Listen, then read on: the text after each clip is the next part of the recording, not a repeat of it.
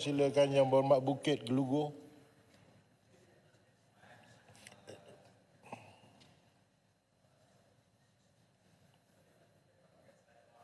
Terima kasih Tuan Speaker kerana beri saya peluang untuk mengambil bahagian di dalam perbahasan berkenaan dengan bajet ini.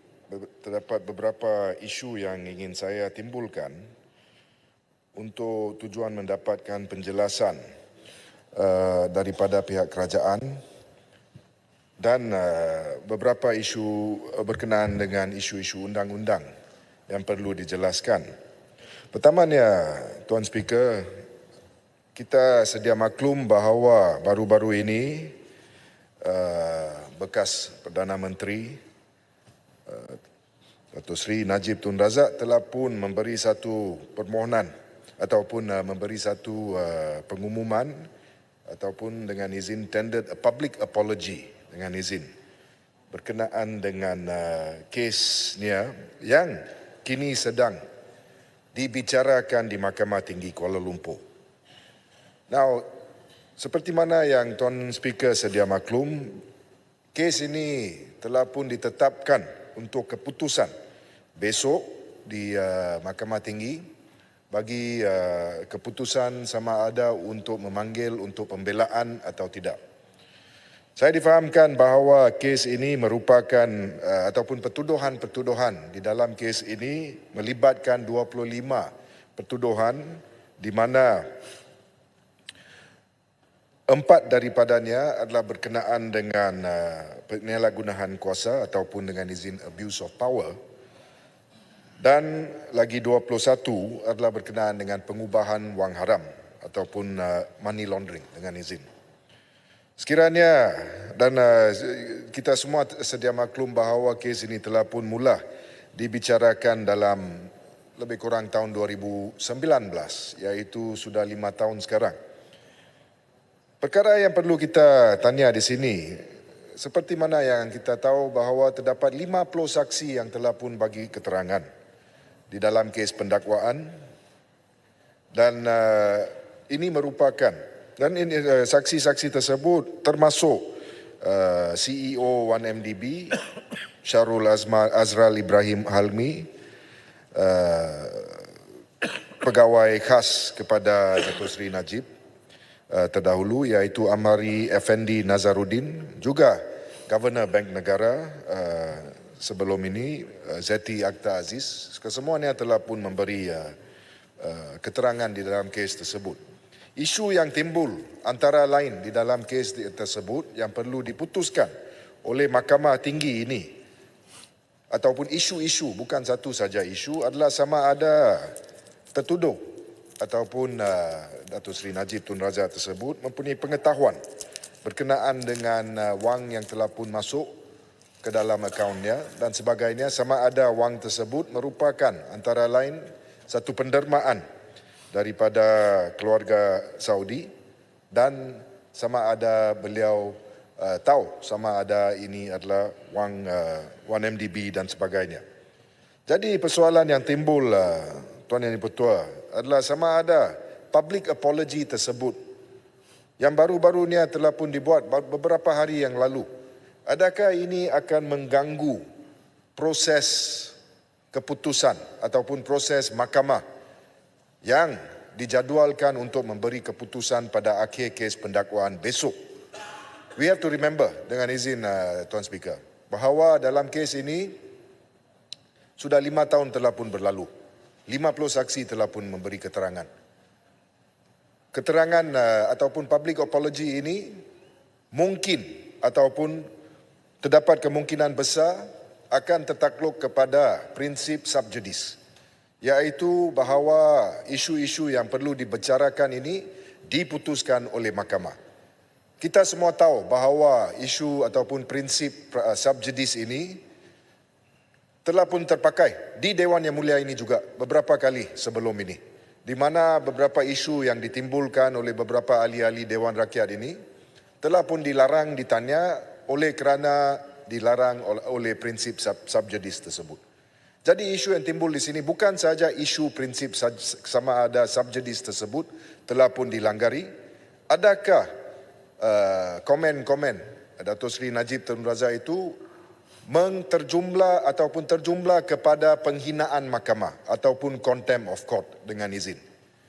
Saya selaku seorang peguam, Tuan Speaker, mengambil berat tentang perkara ini. Oleh kerana kita perlu menghormati proses mahkamah yang berlaku untuk kesemua kes, bukan saja kes-kes high profile tetapi kes-kes yang lain juga.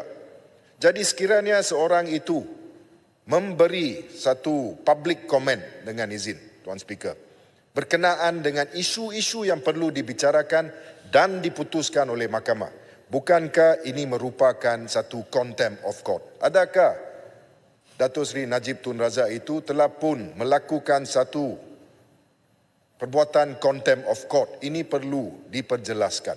Dan sekiranya ya, adakah apa-apa tindakan akan diambil terhadap beliau? Kita semua tahu, Tuan Speaker merupakan juga ada latar belakang undang-undang sebagai seorang PO dan sebagainya sebelum ini.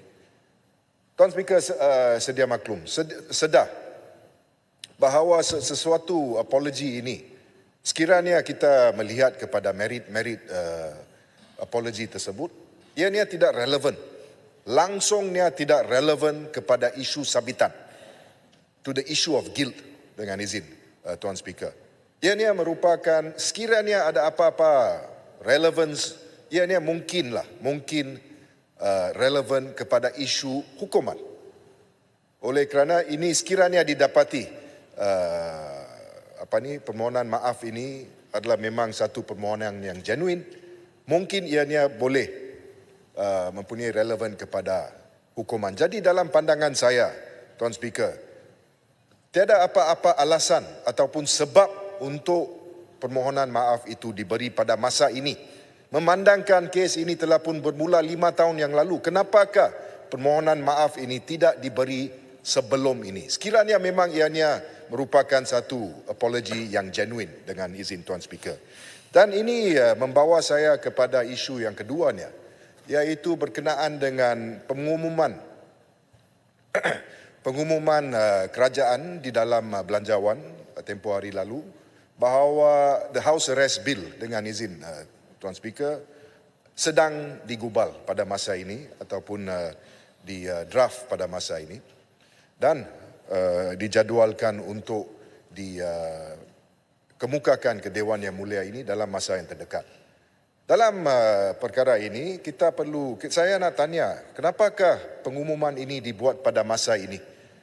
Kenapakah sebaik saja selepas pengumuman tersebut terdapat permohonan maaf daripada Dato' Seri Najib Tun Razak tersebut? Adakah ini semuanya merupakan ataupun satu kebetulan ataupun coincidence? Kami tahu bahawa terdapat kebaikan-kebaikan sekiranya undang-undang House Arrest ini diperkenalkan. Ianya mampu mengurangkan jumlah-jumlah mereka yang ditahan di penjara dan juga mampu mengurangkan dengan izin prison congestion.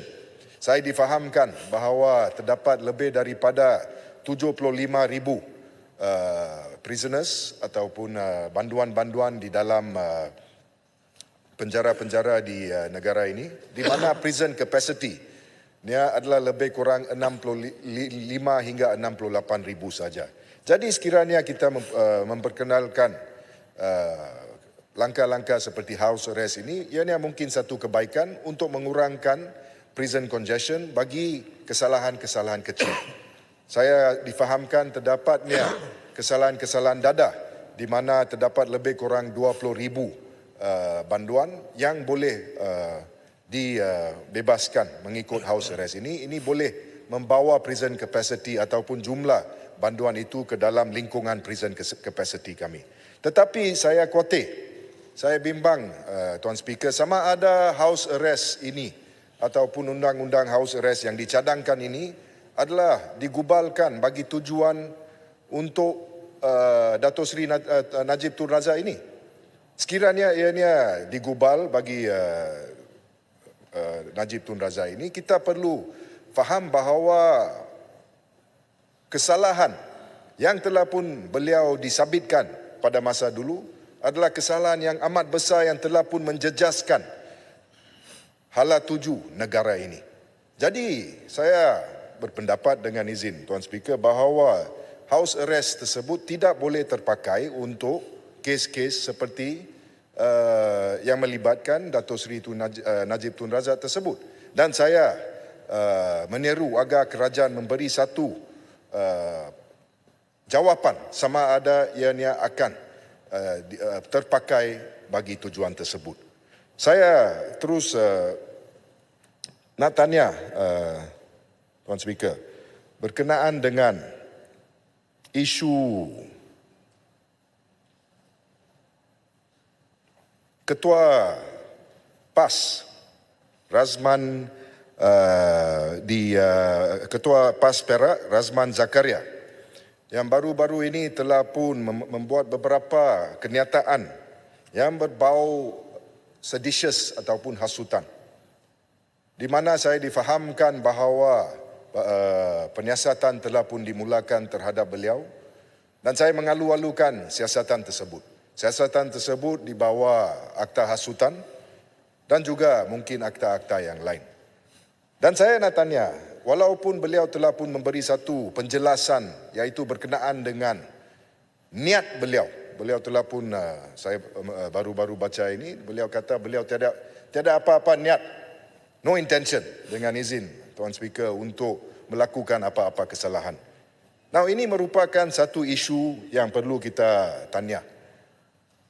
Di bawah akta hasutan yang perlu kita memberi tumpuan oleh kerana ini telah pun diberi kerajaan telah pun pada masa dulunya telah pun menyatakan bahawa kerajaan akan look into beberapa akta yang perlu direform dengan izin Tuan Speaker. Adakah akta hasutan ini akan dipindah untuk memperkenalkan pembelaan niat? Oleh kerana kita semua sedia maklum sekarang bahawa intention tersebut, dengan izin Tuan Speaker, intention is not relevant when it in a crime for sedition seperti yang Tuan Speaker sedia maklum.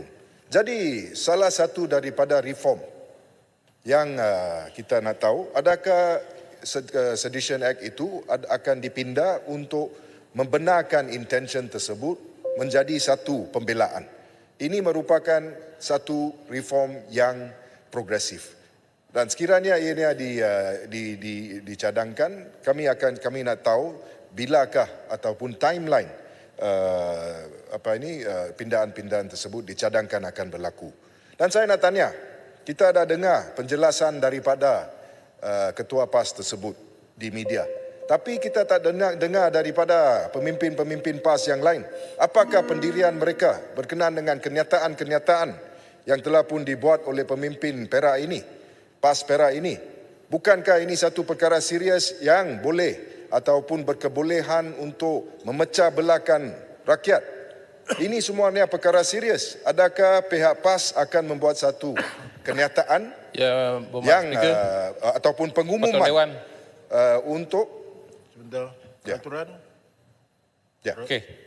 36.5.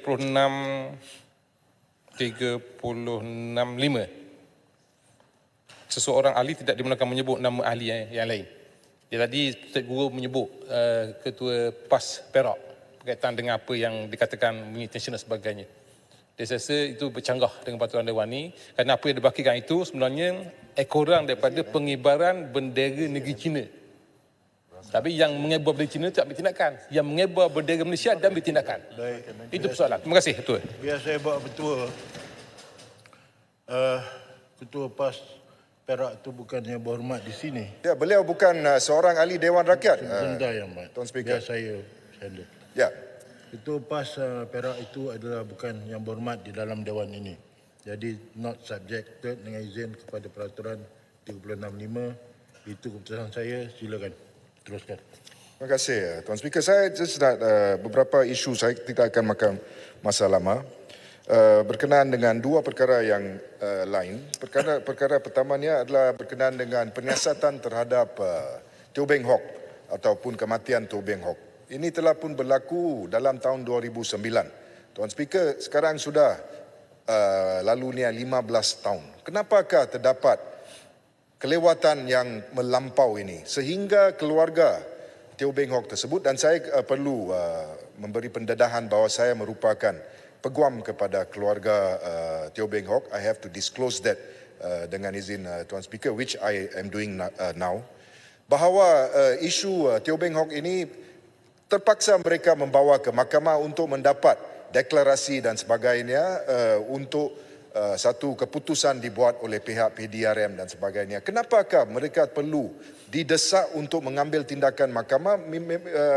Padahalnya ini adalah urusan kerajaan untuk memastikan bahawa satu keputusan, whatever the outcome, dibuat di dalam kes siasatan Teo Beng Hock tersebut. Saya menyeru agar kerajaan mengambil tindakan segera untuk memastikan perkara ini diselesaikan dalam masa yang terdekat. Akhirnya, Tuan Speaker, berkenaan dengan isu separation of the public prosecutor and attorney general. Saya baru-baru ini mendengar berita bahawa perkara ini masih dalam peringkat kajian, perlu pergi negara-negara lain dan sebagainya. Tetapi saya ingat bahawa dalam tahun lepas Menteri Undang-Undang telah pun memaklumkan bahawa sekiranya tak silap bahawa terdapat satu timeline dalam masa lebih kurang 3 tahun di mana undang-undang ini boleh dikemukakan ke Dewan Rakyat. Saya ingin menyatakan, Tuan Speaker, bahawa reformasi ini adalah satu reformasi yang amat penting. The separation of the AGs and the public prosecutor perlu disegerakan sekiranya boleh. Dan saya tidak berpendapat bahawa perlunya mengambil masa yang terlalu lama untuk inisiatif ini, walaupun saya terima memang inisiatif ini memang satu inisiatif yang besar dan banyak kajian dan sebagainya perlu dilakukan, tetapi I am very certain bahawa kerajaan mampu untuk melaksanakan pindaan ataupun reformasi ini sebelum tempoh Parlimen ini berakhir dalam 2 ataupun 3 tahun sebelum pilihan raya umum yang akan datang. Dan saya berharap ini akan dilakukan dalam masa yang segera. Akhir kata, Tuan Yang Bertuah, saya juga ingin mengambil kesempatan untuk mengucapkan selamat Hari Deepavali kepada semua yang meraihkannya. Yelrum Deepavali Nalwal Kutul. Thank you very much. Terima kasih, Tuan Speaker. Terima kasih Yang Berhormat Bukit Gelugur. Berikut saya silakan Yang Berhormat Kuantan.